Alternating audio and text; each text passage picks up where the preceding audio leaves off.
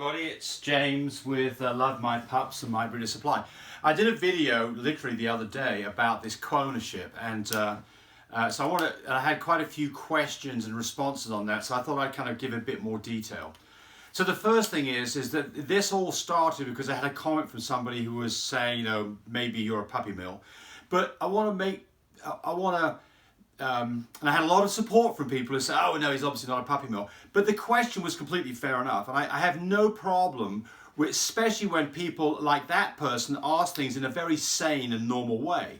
And I mean, heck, you know, if a person has 3 litters all within a week, you know, it does smack of a puppy mill. So I have no problem ever with anybody asking questions, especially if it's a bit negative, but they ask it in a nice way like that person did, because it gives an opportunity for people to explain things. And that's a great thing about YouTube. It's a great forum to get information to people. So not a problem with the question whatsoever at all. And it was, again, asked in a nice way, and it got a good response. And I mean, that helped because I think it gave good information to other people. So that's all a thumbs up. So anyway, so now I've got people who are asking specifically about how you structure a deal. And maybe to the point where they'd like to see, you know, how I word a contract. So I'm not going to give specifics on this because I'm not a lawyer. And I don't get a lawyer to draw up the agreements that I have with people. Why not? Because look at it this way. Somebody's getting a French Bulldog of mine for free to look after it and have it in their home and treat it like one of their family members. They probably were not going to buy a dog from me in the first place because it was probably out of the realm of financially for them. And if things go wrong, I'm not about to go take somebody to court. It's just not worth the effort. You might win a judgment, but you wouldn't win any money anyway. I've never taken anybody to court, and hopefully I'll never be in a situation where I need to. I have had situations where it hasn't always worked out right, and I felt kind of like damaged and I should do something about it. But I can tell you, typically it's much better to sort things out than to start getting lawyers involved with stuff.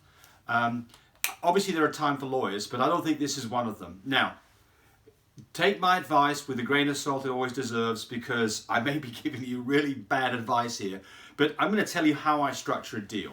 So the first thing is that you've got to find somebody who's committed to this. They've had a dog, they've looked after the dog for some time, been responsible owners, cared about the animal like it's one of their family members, because that's what we want it to be. So we've already found that person. So how are we going to structure this? So the first thing is that you need a document that's going to describe, I think, these things.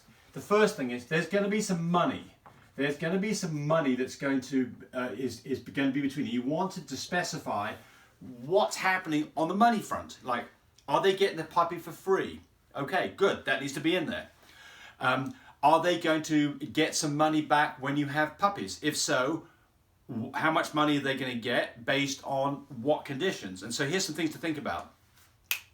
I give my customers money after the litter has gone, after the puppies are at their new homes. I don't want to have problems, and I don't want to have given money to somebody and then a customer comes back and says, there's an issue here, because then I've got to go back to my partner and get money out of them that they may have already spent. So the first thing is, how's the money going to do? The way I do this is that I do the selling of the puppies, I do the marketing, they get 1/3 of the proceeds, I get 2/3 of the proceeds.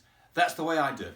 How are you going to do it? Hey, there's people out there who are just going to give somebody a puppy and raise it and have puppies from that, and they're not going to get any money for it. So, you know, you've got to structure that the way that you think is fair. You've got to make it a good deal for you. You have to make it a good deal for the family, otherwise things go wrong. All right, so there's money. That needs to be in there. The second thing is you need to describe who's paying for looking after this dog. There's going to be things that are going to be needed. It's going to have to be fed. So someone's got to foot a food bill. For my partners, they pay for that, because if they had the dog, they'd be paying for it anyway. I had somebody ask about, well, if I want to have a specific diet for that puppy, like a raw diet that was going to be more expensive, you know, do I supply that or not? Hey, you got to work that out. Those are the kind of things that if you have specific requirements for food, it needs to be in here. So what we do is we say that they're going to pay it, but they need to be using a food that we approve. And don't get stupid on this. You know, don't make them pay for the ridiculously expensive food, but get a good quality food that you're happy with. If the dog was yours in your house, Tell them what that is. Tell them what that is. And you could put a thing in there that says if they want to choose to change the diet, that you've got to approve it. And it could be that the dog has a problem with the diet that you've recommended, and that dog's not going to do well on that diet. Fine, change the diet. But you just want to make sure that don't get too... Let's not make this thing something that a lawyer's put together and it's 15 pages long. This is going to be on a single piece of paper for me. All right, so food.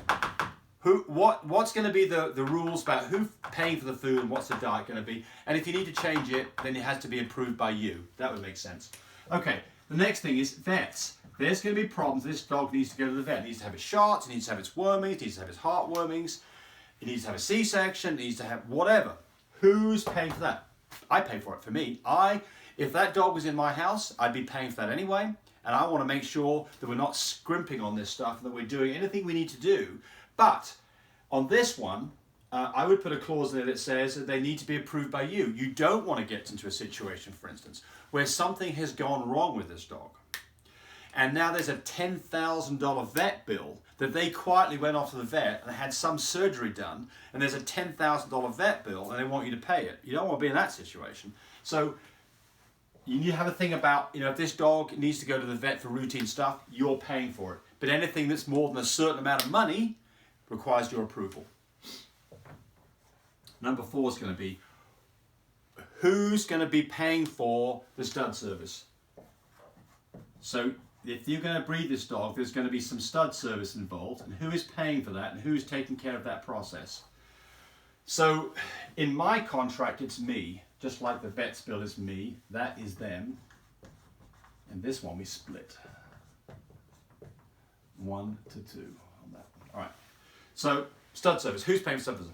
So then the next thing is, who's looking after the dog the rest of the time? So care of the dog is for who? For me, that's them. That's why they've got the dog. They're looking after the dog and being nice to it. Number 6 is going to be whelp. What happens as we approach whelp? Who is going to be looking after that dog? For me, that's me. I take the dog away a few days before whelp. I bring the dog back a few days after whelp when I'm happy that the puppies are doing really well, and I'm sure that they can take care of the puppies. Somebody said on one of the comments like, "Oh, this all looks really good, but I'm not sure that somebody who's never done this before is going to be able to do the whelp properly." You need to. That's why you want to choose somebody who's local to you, so that that they are 5 or 10 minutes away. So if there is an issue, that you can go help them out. That you can routinely stop in, not unannounced, but you could routinely call them up, and say, "Hey, can I come take a look at the puppies? Maybe take some pictures and make sure it's all going okay." All right. And then the next thing is going to be the marketing. Who is going to be taking pictures? Who is going to be, I'm not sure I can spell marketing properly. I think it's got 2 T's, but I may be wrong. Who's going to be doing the marketing? By the way, that's me on this one. Who's going to be doing the marketing? Who's going to be doing the selling? Who's going to be talking to the customers?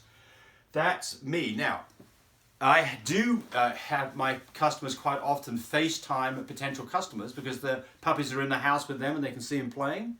So quite often I'll get them involved in that, and I may have them take pictures and videos, but it's only if they are good at doing it that I get them to do that. I mean, you want somebody who's talking to your customers in a friendly, nice manner who can overcome problems if you're trying to make a sale, and you've got to be a salesperson. Not everybody's a salesperson. So that one there, that might be me, and it might be some of them as well. Okay, now we're going to get rid of that. So this is all, that's the basic things that I think that you should have on your ownership agreement. So there's some things in here that you need to spell out. The first one is the dog's not theirs. So I'm going to put these down as problems. These are the things that when things go wrong, that you need to at least address them, because the contract is something that explains what you want them to do, what is the right way to handle this. And then the problem part is if things go wrong, what are you going to do? What between the two of you are you going to do to fix the problem? You don't want to get to the problem stage. You'd much rather spell everything out properly so there's no surprises. So everybody, if somebody says, "Well, aren't you supposed to be buying the food, or the first week," and say, "Well, no, that's all part of that agreement that we had. It said right there that you were going to supply the food, and we said that we were going to be feeding Royal Canine, and is that okay?" All right, so problems. So the first thing is I think you've got to establish in the first part who owns the dog. So I keep the AKC paperwork on this dog. certificate. So I keep that. That's in my possession. That stays in my possession until I decide that that dog is not going to be bred anymore for whatever reason. It's too old, doesn't produce good puppies, it's not nice to the puppies, it's aggressive, whatever. At that point, I'm going to give them the certificate. So at some point, they're going to get the ownership of that dog, and at that point, the agreement is over with, and at that point, they then have a total responsibility for that dog, and I have no part in it. Now, I only do that if it's all gone great. I mean, if they're not being nice to the dog, I'm not going to give them ownership of the dog. I'm going to take the dog away. But I've got ownership of that dog until such time as I decide that they can have the dog and we're not doing this anymore, or because I'm going to go take the dog back for them because they're doing a crappy job. And I've got ownership. I can do that. So ownership. Right. So what can happen? I mean, you've got to have some clause in there that says that, you know, the care is of, you know, of an appropriate level. Spelled it all wrong. Appropriate level. So you've got to have a statement in there that says what your level of care is going to be. You know, you know, you've got to treat this dog and so that it's a happy dog, and they're enjoying it, and the dog's enjoying that. And if it's not, then that is a cause for you to come and get the dog. So this is going to be a touchy thing here. You chose the wrong person. If you have to go do this, you chose the wrong person to have a dog. I mean, I would never, ever, ever want to take a dog away from a family that is having fun with the dog and the dog is having a good time.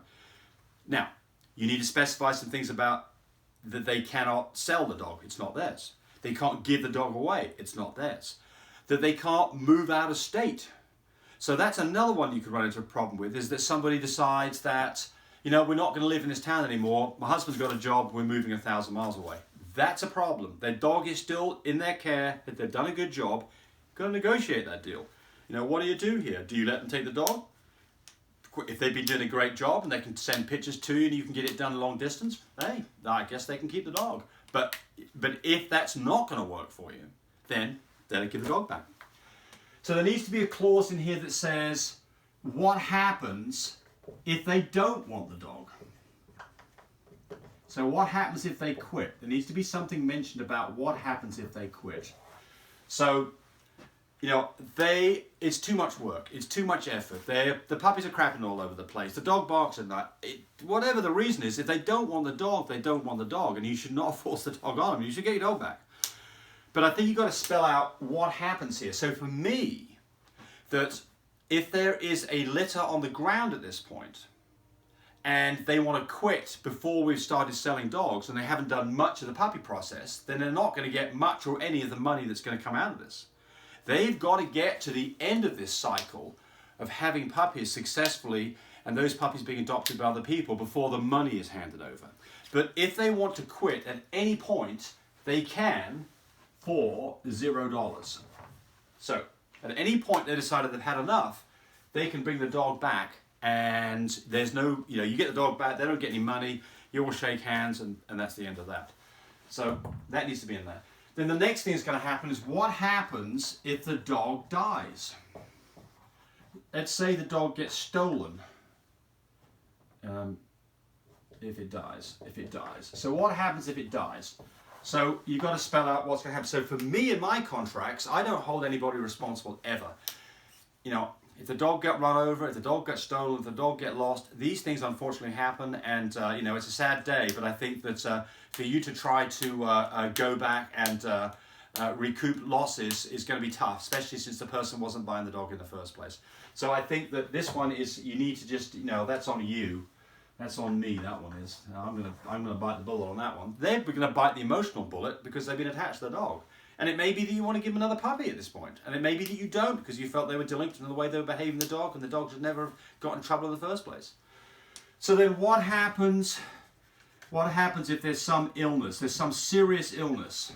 Something that's gonna take a lot of money to fix. Now, at what point do you, so on this one here, this one, for me, is that we work this out. So what I would say, I never had this, but I mean, what I would say would be, look, if something happens that's beyond our control and this dog is in serious trouble and it's going to take a lot of money to fix it, at that point, I'm going to make the decision to either fix the dog, or I'm going to make the decision to give you the dog. In that case, the responsibility is yours. So, right, and the last one's going to be, what happens when the dog gets old? What happens when old? So what happens when the dog gets old, when you're not going to have any more puppies? Who gets the dog? Well, I give them a dog. And every circumstance I've ever had, they're attached to the dog, it's a family dog, and at that point the dog's still got lots of life left in it, but not lots of life to have puppies. And I give them the dog. And maybe they come back and say, we'd love to have another dog. And it's like, wonderful, let's do this again, it works so well. Let's have 2 dogs in the house. And they're like, yeah, let's do that. So I think I've got most of it covered here. I mean, you know, think about some other things. I mean, all of this is about what happens when it goes wrong. If it goes wrong, you've got to work it out. You're not going to go to court. I mean, I guess if you've got a $100,000 dog, maybe you do, I don't know. But in most of these circumstances, it went wrong, and it's probably not through anybody's fault, and it's an honest mistake.